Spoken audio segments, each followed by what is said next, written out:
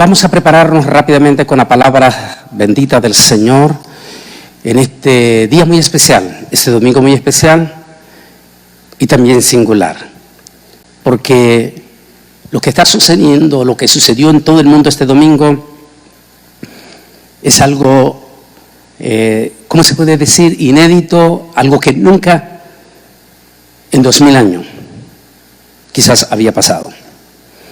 Así es que vamos rápidamente con la palabra del Señor, con esta imagen que muestra la tumba vacía, con el tema que vamos a titular Un grito de victoria.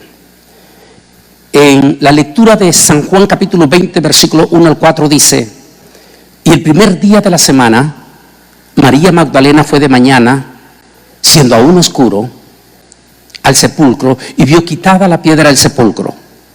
Entonces corrió y fue a Simón Pedro y al otro discípulo, aquel a quien amaba Jesús, y les dijo: se han llevado del sepulcro al Señor y no sabemos dónde le han puesto.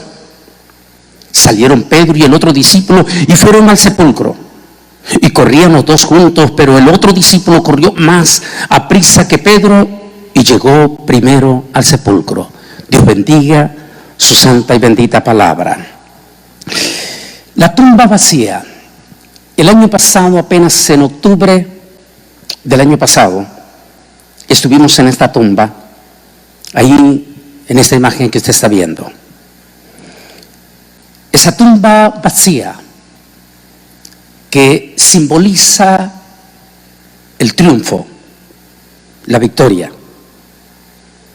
El personaje que la tumba no lo pudo retener. Ese personaje extraordinario fue el judío más famoso que jamás nunca ha existido ni va a existir otro judío más famoso que él. Su nacimiento fue eminentemente sencillo, humilde. Nació en un pueblito sumamente pequeño llamado Belén de Judea. Ni siquiera tuvo el privilegiazo de nacer por lo menos con una asistencia de una partera y mucho menos de una enfermera. Así que su nacimiento fue en la forma más sencilla y más humilde. En sus primeros años de niñez le tocó vivir como un niño peregrino, inmigrante o refugiado, como usted le quiera decir. Se cree que fueron sus primeros 5 años. Fue a vivir a un país extranjero donde no querían a los judíos. Allí vivió con sus padres, con su mamá y su padre adoptivo José, hasta los 5 años, que es cuando murió Herodes el Grande.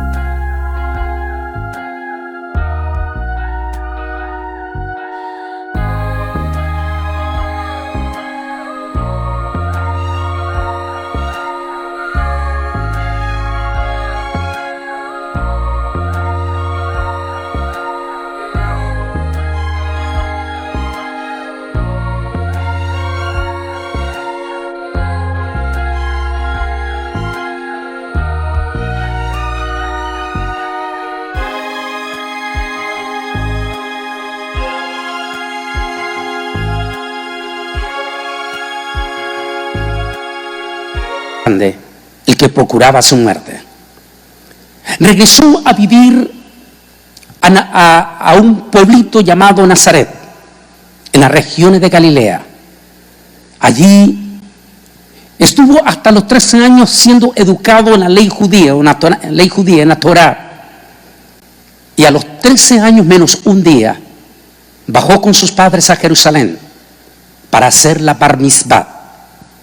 Allí en Jerusalén, teniendo solamente 13 años menos un día, se confrontó, se codió con los grandes religiosos con los maestros o los doctores en teología de aquel entonces. Aquellos líderes religiosos quedaron impactados de la sabiduría de aquel niño de solo 13 años, pero no pudieron detectar de quién se trataba. Luego regresó a vivir con sus padres, donde según la creencia aprendió el oficio de su padre carpintero. Por eso le dicen el humilde carpintero. Posiblemente su padre adoptivo José murió, quedando él como el mayor de todos sus hermanos y sus hermanas, que dice la Biblia. Por lo tanto, él tuvo que hacerse cargo en ese momento de su familia y de su madre, posiblemente ya anciana también. Como buen judío asistía constantemente a la sinagoga y era miembro del Menion, es decir, de los 10 que tenían participación en la sinagoga. Es por eso que él tenía privilegio. Y un día, cuando se cree que aproximadamente tenía 30 años, era posiblemente un Rosh Hashanah, un año nuevo. Es el día en que todo el pueblo, en aquel entonces la comunidad de Nazaret, tal vez unas 500 personas, el pueblo, todos estaban en la sinagoga. Y a Yeshua, el hijo de José el carpintero, se le dio el libro para que leyese y tuviera la disertación ese día de Rosh Hashanah. Ahí Yeshua, a quien se le conoció popularmente Yeshua Nazareno, tomó el rollo del profeta Isaías y comenzó a decir: el Espíritu de Yahweh está sobre mí, por cuanto me ha enviado Yahweh. Y comienza a decir las 7 cualidades del Espíritu Santo. Al finalizar, es por primera vez donde oficialmente, según toda la historia que tenemos en los evangelios, donde oficialmente él se declara el Mesías de Israel. Y así comienza su extraordinaria y corta vida pública. Fue aproximadamente 3 años y medio. En esos 3 años y medio hizo milagros que ningún personaje en la historia los ha podido repetir. Resucitó al hijo de la viuda, caminó sobre las aguas, reprendió las tormentas, dio de comer a 5,000 hombres, sin contar mujeres y niños, con solo 5 panes y 2 peces. Dio vista a los ciegos, hizo hablar a los sordos mudos, liberó a los endemoniados, resucitó personas hasta con 4 días de muerto, como el caso de Lázaro. Finalmente, a ese personaje extraordinario, ese personaje que nunca levantó una espada,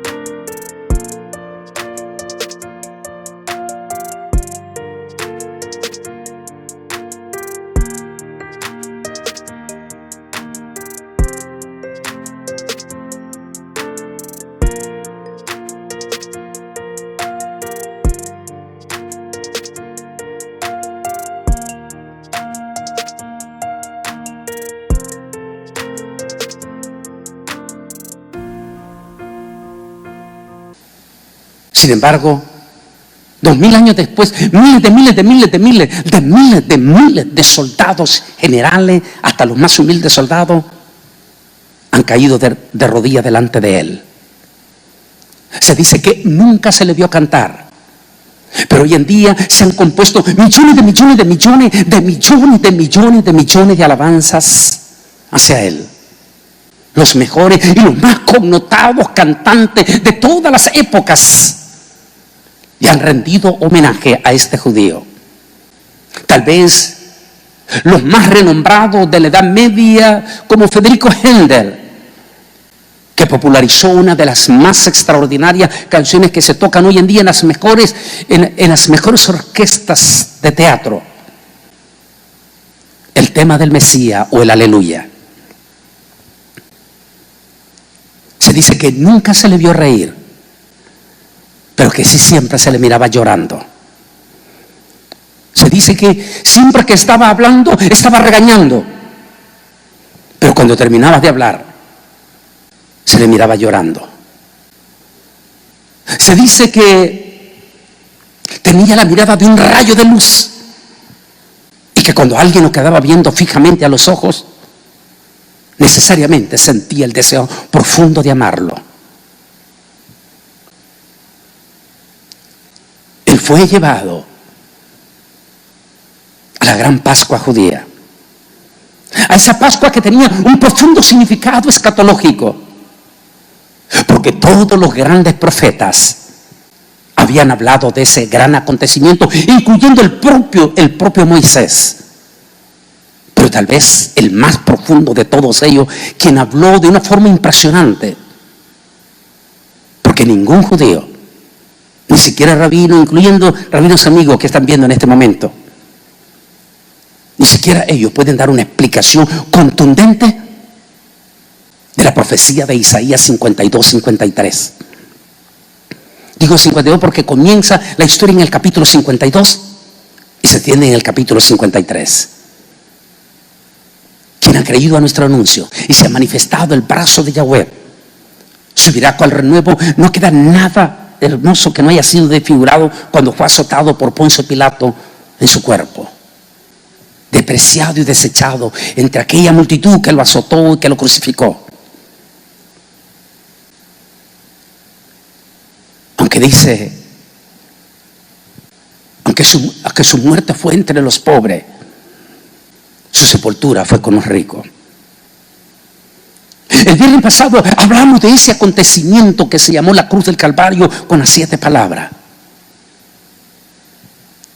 A partir de ese momento que Él murió, ese día en que se hizo silencio profundo en la nación judía, si podemos entender lo que sucedió posteriormente, después de ese momento que Él fue crucificado públicamente, después de que fue exhibido públicamente en las calles, como se conoce, en aquel entonces se conocía como la calle de Judá, hoy en día la Vía Dolorosa. Según múltiples escritores de esa época, dice que después de las 3 de la tarde de ese día en que Él murió, y que Jerusalén fue estremecida por un terremoto a esa hora de las 3 de la tarde,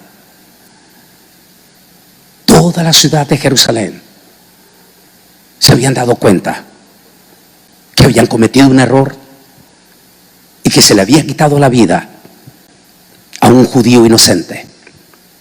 Es por eso que dice que los siguientes días fueron días de profundo silencio. En algunas cosas como una comunidad avergonzada por lo que había pasado. Estaban todos encerrados en su casa, incluyendo los seguidores de Jesús que estaban aterrados, asustados dentro de sus propias casas. En el caso de los discípulos, en un lugar llamado el aposento alto. Pero todo va a cambiar.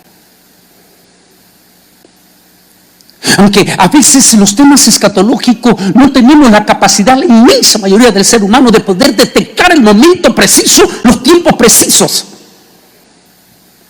Porque el ser humano somos completamente, profundamente limitados y a veces un poco prejuiciosos. Y por eso que a veces, por la soberbia y por muchos aspectos religiosos, a veces no podemos detectar los momentos proféticos. No nos podemos dar cuenta hasta que suceden. Los mismos discípulos en aquel momento de angustia, de soledad, de desesperación, y los que habían visto que le habían hecho a Jesús, no solamente estaban aterrados, asustados, encerrados, sino que ellos mismos no se acordaban de las múltiples de veces que cuando Jesús estaba en vida les dijo que era necesario que Él muriera muerte de cruz y que al tercer día Él resucitaría. Pero ninguno de ellos o no se recordaban de esa profecía o sencillamente tenían dudas que eso sucediera.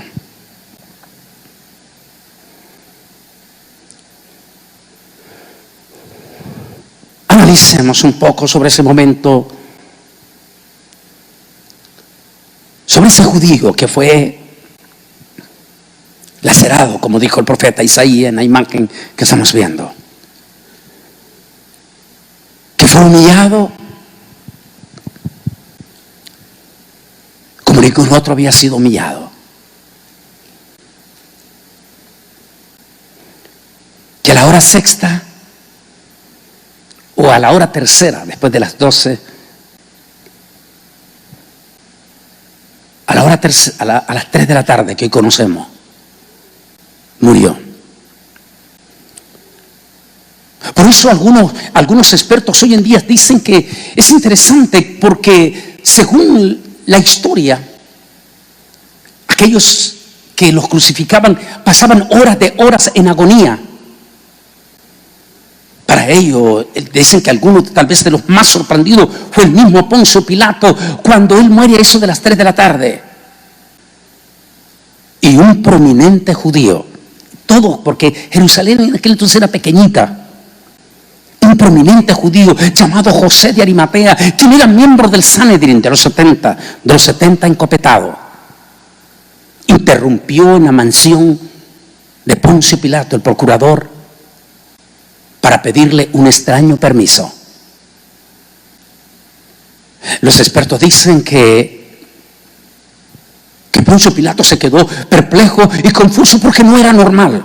Generalmente a los condenados los dejaban allí públicamente, pero en esta ocasión un prominente judío rico, poderoso religioso, estaba tocando la puerta de Poncio Pilato para pedirle un solo permiso.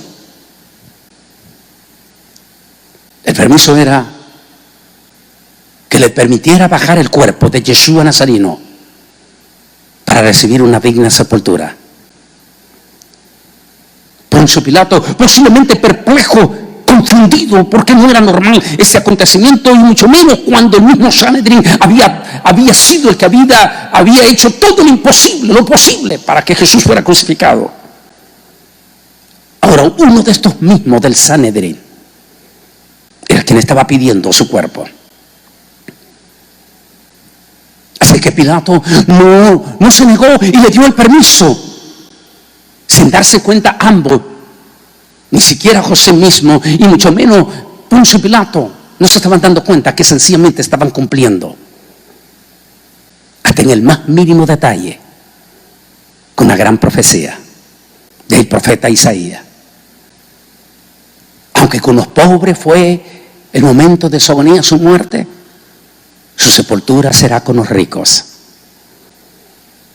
Aquel José prominente, hombre rico de Jerusalén y miembro del grupo de los 70, junto con otro amigo prominente llamado Nicodemo, fueron posiblemente con sus discípulos y posiblemente con ayuda de algunos soldados romanos que también estaban conmovidos. Hay historias profundas que se encuentran, posiblemente una de ellas es la del famoso centurión, ese hombre que más tarde en el libro de los Hechos se le conoce como Cornelio. Posiblemente también estaba ahí, perplejo. Posiblemente todos ellos, al ver la orden de Pilato, corrieron y bajaron el cuerpo de Yeshua Nazareno. Lo envolvieron en un sudario y apresuradamente, porque comenzaba el día de que se conocen en la comunidad judía como el Shabbatón, es decir, Shabbat de Shabbat, cuando cae el Shabbat en época de la Pascua. Como comenzaba el gran Shabbatón o Shabbat de Shabbat, entonces de inmediato estaban apurados antes que cayese ese gran día de reposo. Y fueron y sepultaron a Jesús muy cerca del monte de la Calavera. Quiero ver si tengo aquí, tenía una imagen aquí del monte de la Calavera. Allí en ese lugar del monte de la Calavera lo pusieron en un sepulcro. Era un sepulcro virgen. Era un sepulcro propiedad de uno de los rabinos, José de Arimatea. Y allí fue sepultado. Y comenzaron los días de silencio. Ese silencio profundo. Esa encerrona. Donde ni los niños judíos salieron de sus casas. ¿No se le parece inédito que 2000 años después, y precisamente en una semana de la Pascua, la historia se esté repitiendo? Y que esta Pascua la hemos pasado casi en su totalidad, el planeta Tierra y sobre todo la cristiandad. Pero no solamente la cristiandad, también el pueblo judío. Porque no olvide que ambos son pueblos que aparecen en la Biblia. En una de esas múltiples de visitas que hacía en 1996, viviendo allí en el barrio Meacharim, en Jerusalén. Y que múltiples de veces en Shabbat me tocaba ir caminando con amigos de ahí, del barrio Meacharim, hasta el Muro de los Lamentos para orar. Y allí respondía a estos ortodoxos en su forma típica de su hebreo típico, único de ellos.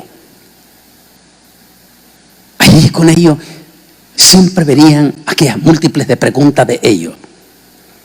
Una vez uno de estos rabinos me dijo: Antonio, ¿cómo es que mientras que en la Biblia habla el Shema Israel, un solo Dios, un solo pueblo, ustedes hablan de dos pueblos?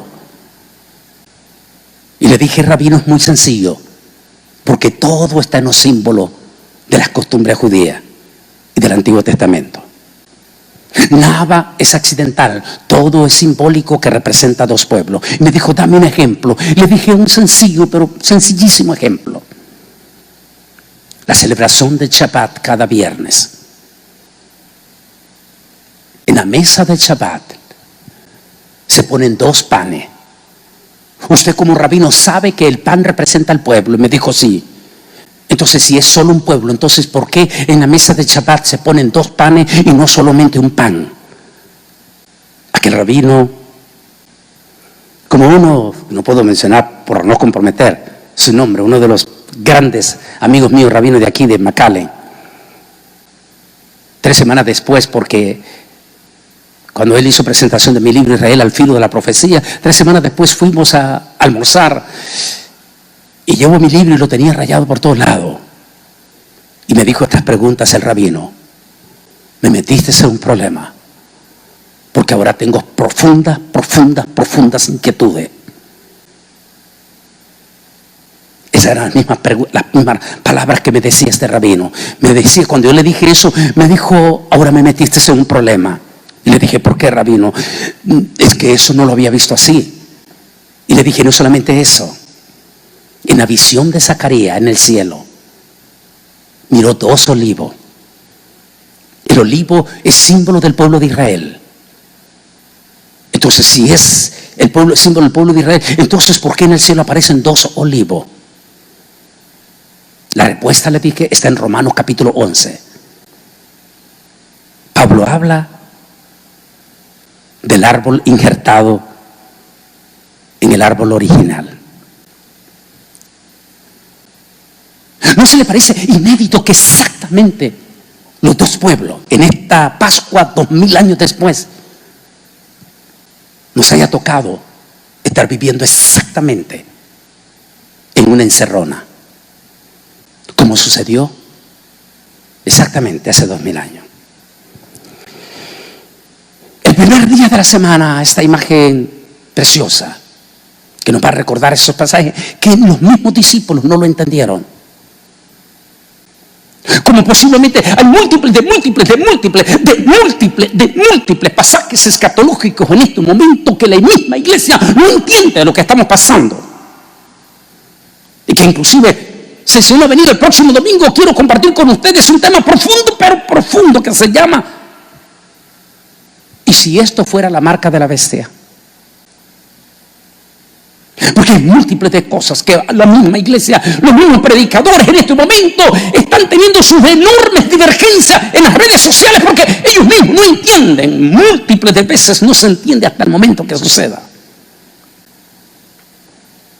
Allí estaban los discípulos encerrados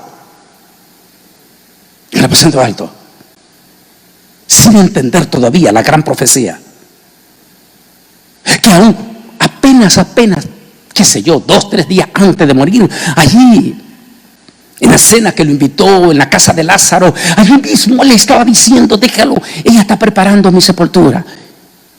Y allí mismo le volvió a recordar que él moriría y que al tercer día él se levantaría. Pero no entendían los discípulos. Sigamos leyendo este pasaje. Juan capítulo 25 al 10 dice: y asomándose vio los lienzos puestos allí, pero no entró. Y luego Simón Pedro tras él entró en el sepulcro y vio los lienzos puestos allí, y el sudario que había estado sobre la cabeza de Jesús, no puesto con los lienzos, sino enrollado en un lugar aparte. Entró entonces también el otro discípulo que había venido primero al sepulcro y vio y lo creyó. Pues aún no habían entendido, mire bien lo que dice, pues aún no habían entendido la Escritura, que era necesario que Él resucitase de entre los muertos. Se volvieron aquellos discípulos, impactados, conmovidos, ¿cómo se puede decir? Nostálgico, con múltiples de preguntas. ¿Qué iban a decirle al resto de sus compañeros en el aposento alto? ¿Qué iban a decirle a la posteridad?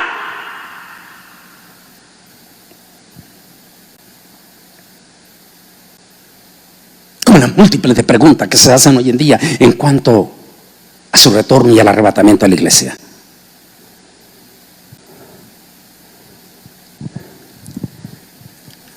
Expertos dicen que ningún hecho, ningún acontecimiento está mejor documentado como este acontecimiento de su resurrección.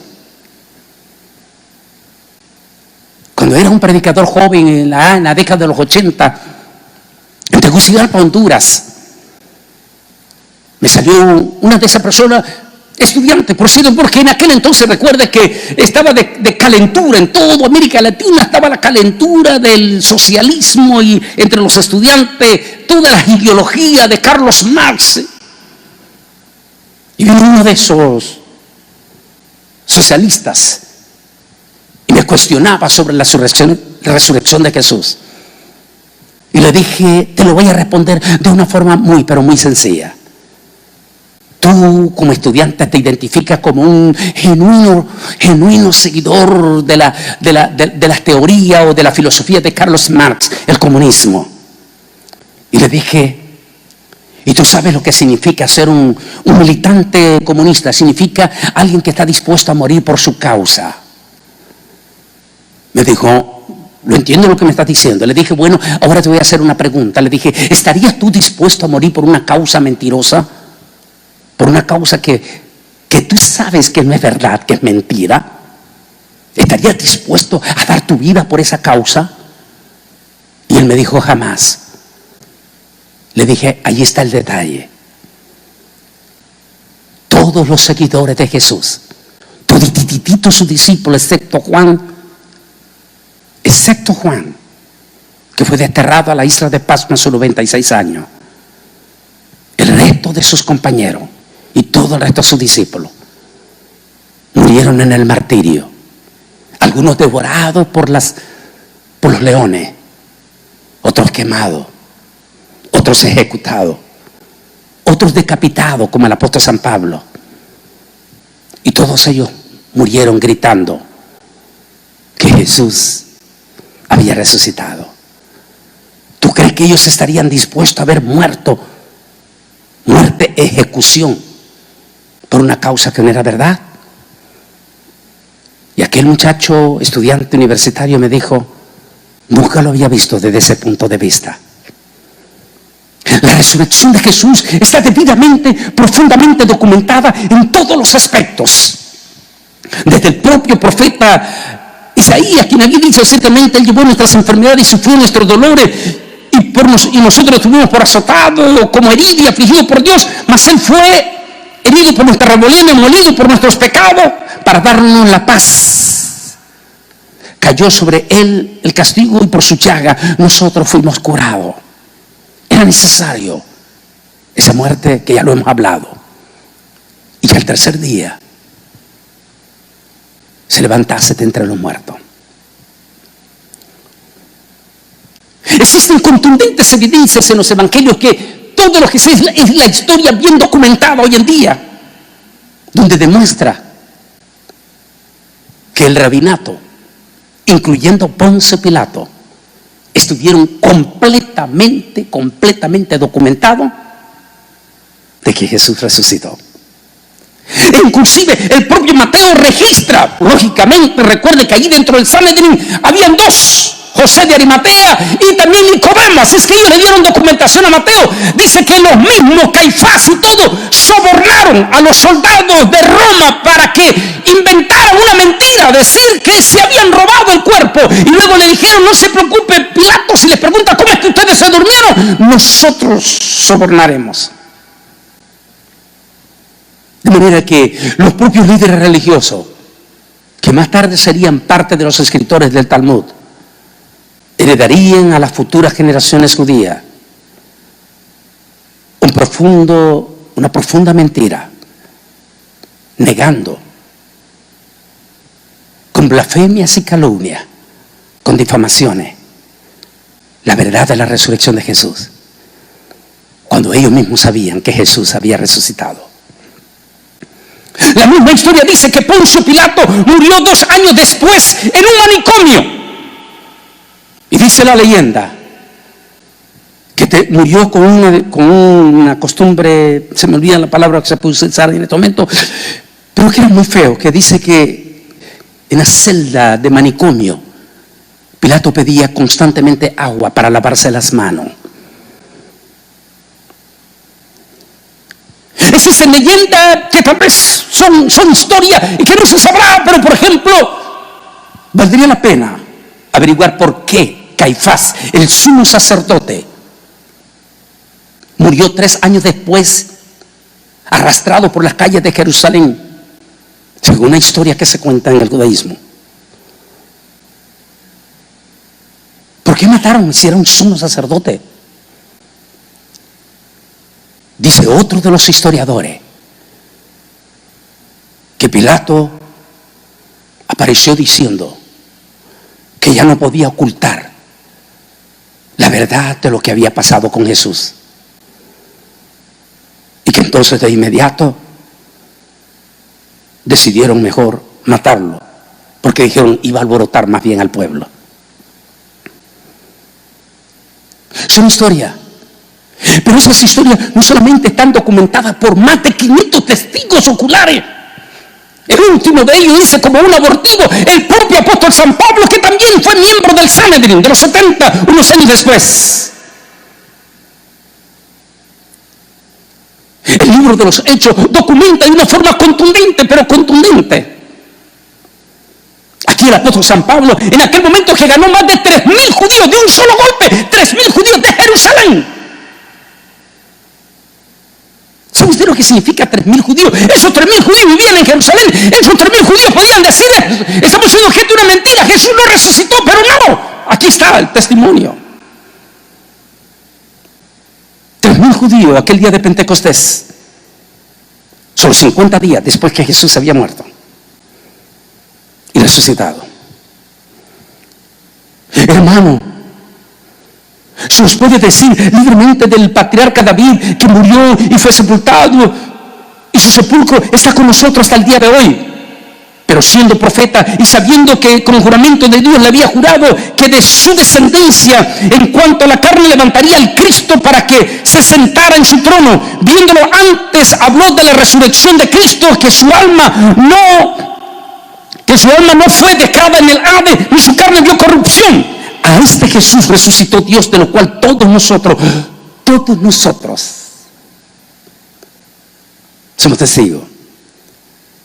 No sabemos, lo único que sabemos es que aquella mañana, 9 de la mañana, aceptaron aproximadamente 3,000 judíos. Así es que supongamos que habían 4,000 judíos de Jerusalén, entre ellos religiosos como Bernabé, que era sacerdote levita. Estaba fresco, eran 50 días. Y ahí Pedro, el apóstol Pedro, está diciendo públicamente que Jesús resucitó.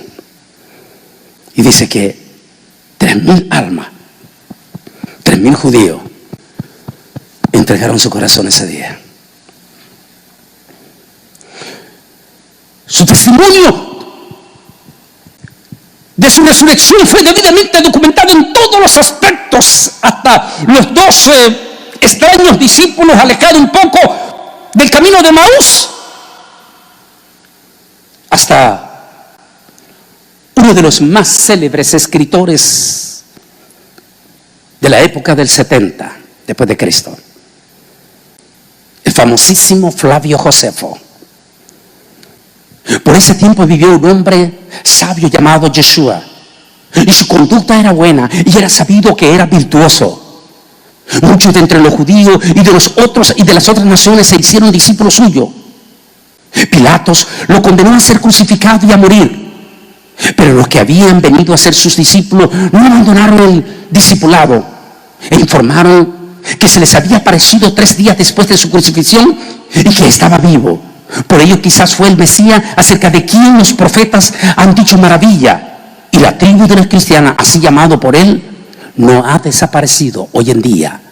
Decía Flavio Josefo, los escritos esenciales. Mi querido hermanos y amigos, el grito más grande de victoria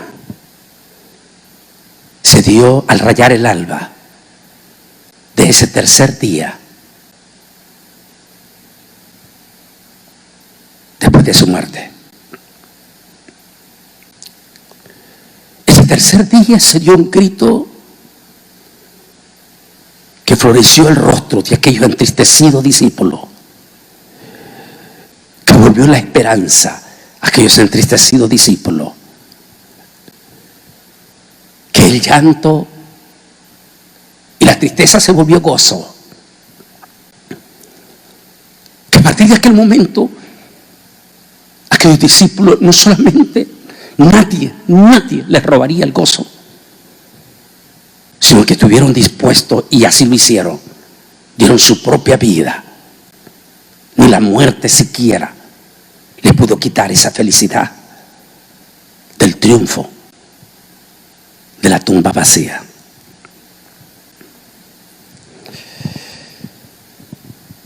Hoy son millones de millones que han ido a esa tumba.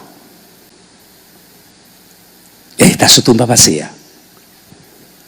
Por eso me gustó algunos murales que pusieron en mi mural de mi página de Facebook. Uno de ellos fue esto, que dice: Herodes no pudo matarlo, el diablo no pudo vencerlo, la muerte no pudo destruirlo, la tumba no pudo retenerlo. Este es Jesucristo, nuestro Salvador. Y déjeme decirles esta cosa: Jesús está vivo en cada cristiano, en cada iglesia. Y sigue siendo el mismo de ayer, de ahora y por los siglos. Nos sigue dando vida, nos sigue dando milagro, nos sigue sanando. Y hoy los que recibimos a Jesús, igual que aquellos discípulos, nadie nos puede quitar el gozo, ni siquiera la muerte misma. ni siquiera la muerte. Anoche, en algún momento agarraba a Lisa, mi esposa, y le decía: Lisa, cuando se tiene a Jesús en lo profundo del corazón, nada lo asusta a uno, nada nos puede dar miedo. Y si hay alguien que tiene autoridad para decírselo, le dije a ella, para decírtelo, soy yo.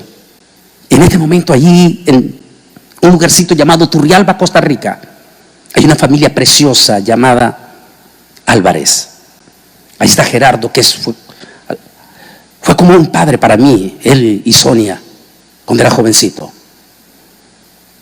Sus hijos son como mis hermanos. Ellos están viendo en este momento. Y ellos conocen esta historia porque ellos la vivieron.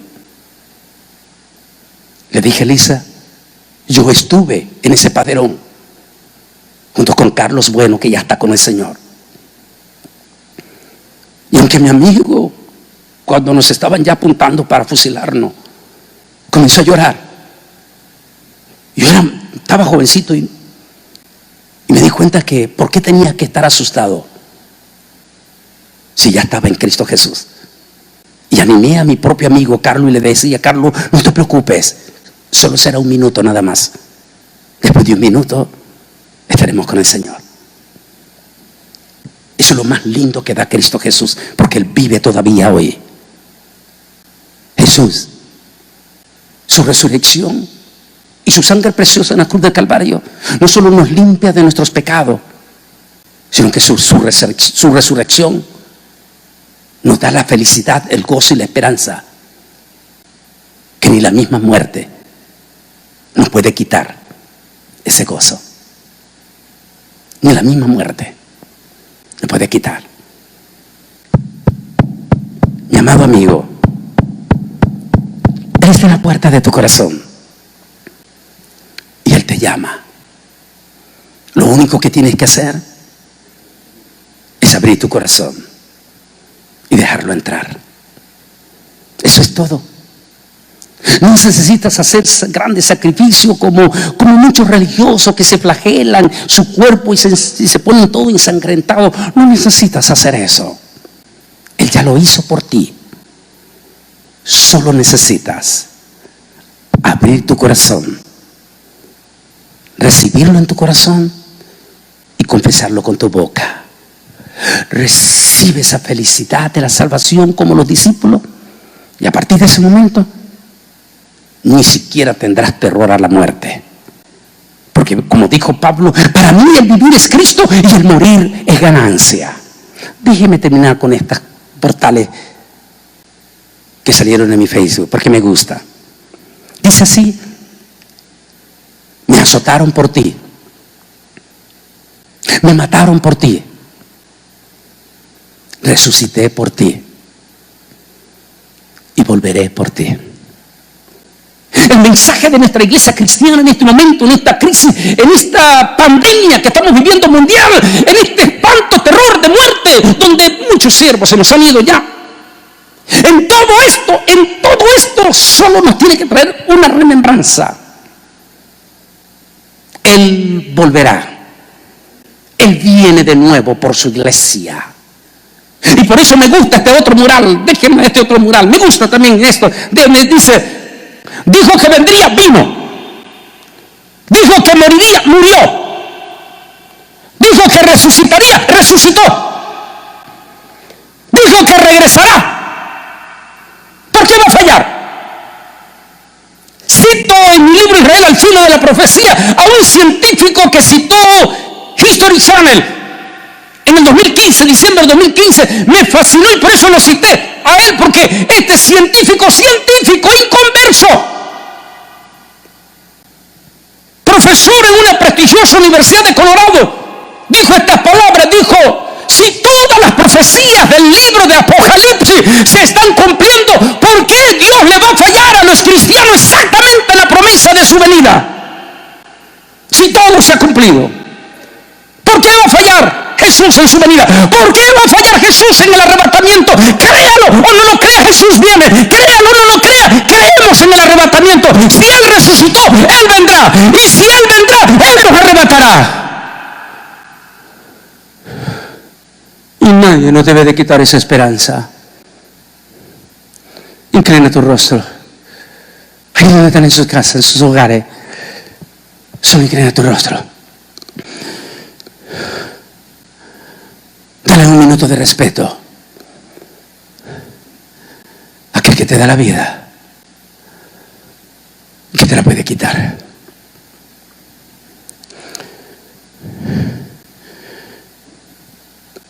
A ver, usted, mi amigo, que estás ahí en el hogar, tal vez tu hijo o tu hija son cristianos porque han confesado a Jesús,